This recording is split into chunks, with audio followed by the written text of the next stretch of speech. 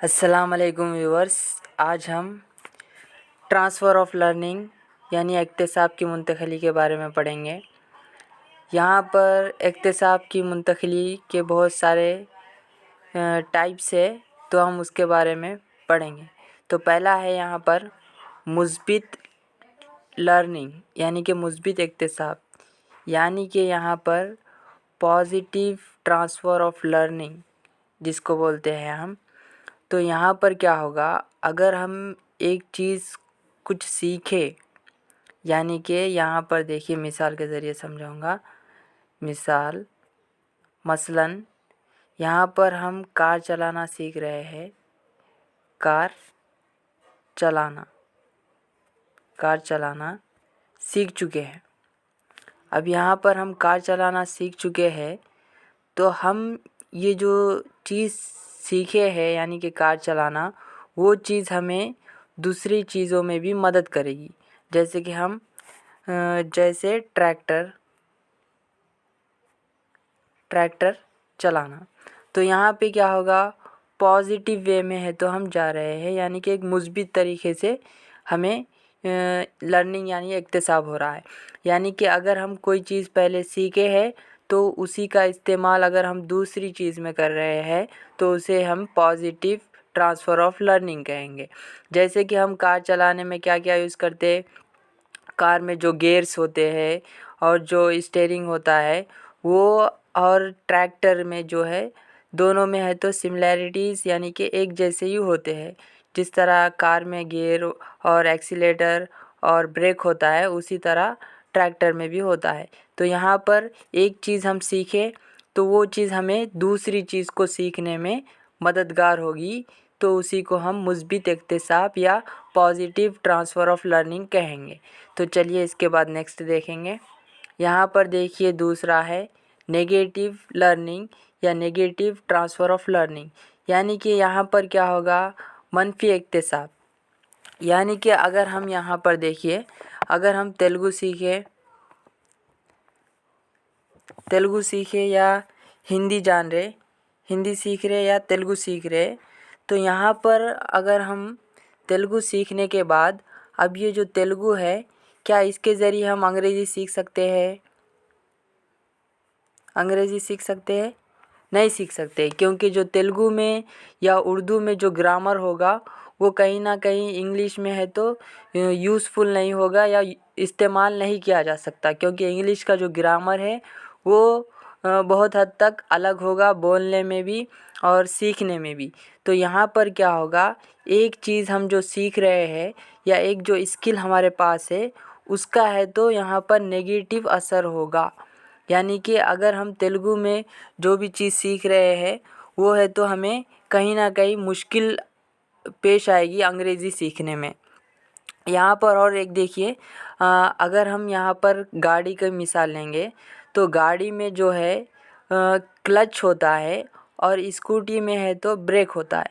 अगर हम स्कूटी चलाना सीख चुके हैं, अगर हम यहाँ पर गियर वाली गाड़ी सीखना चाहते हैं, तो यहाँ पर हमें जो लेफ़्ट साइड में जो ब्रेक की तरह है वो है तो क्लच होता है, ना कि ब्रेक। तो यहाँ पर अगर हमें स्कूटी सीखने के बाद अगर हम गियर की गाड़ी सीखना चाहते हैं तो यहाँ पर हमें जो है तो दुश्वारी पेश आएगी, क्योंकि हम सडनली है तो ब्रेक की जगह क्लच मार देंगे।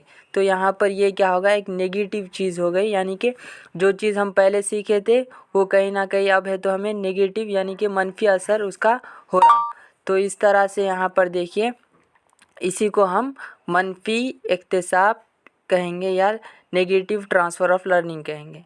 उसके बाद देखिए यहाँ पर तीसरा दो जानिबी इक्तिसाब। यहाँ पर क्या होगा, अगर हम एक हाथ से कोई चीज़ सीख रहे हैं, या हमें एक हाथ से है तो लिख सकते हैं, क्या उर्दू लिख सकते हैं या कुछ भी लिख सकते हैं। तो यहाँ पर वो चीज़ अगर हम दूसरे हाथ से भी कर रहे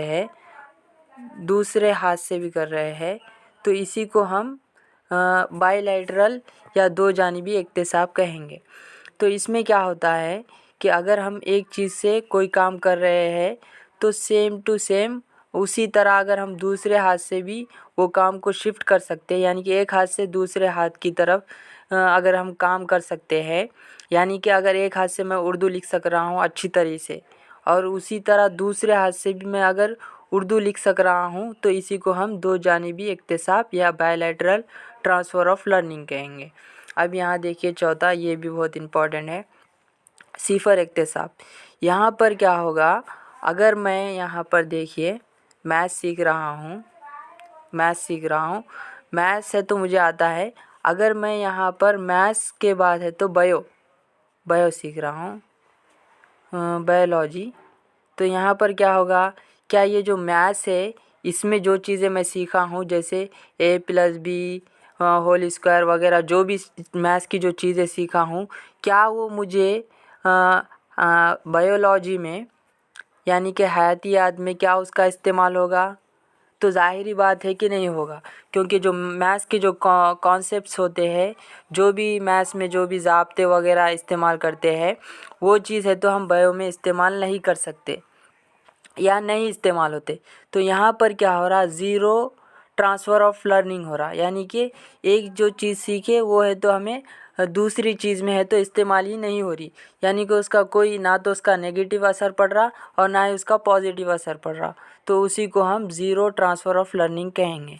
तो चलिए अब टेट और डीएससी में इससे मुतालिक कुछ सवालात पूछे गए हैं, उनको हम यहाँ पर हल करेंगे।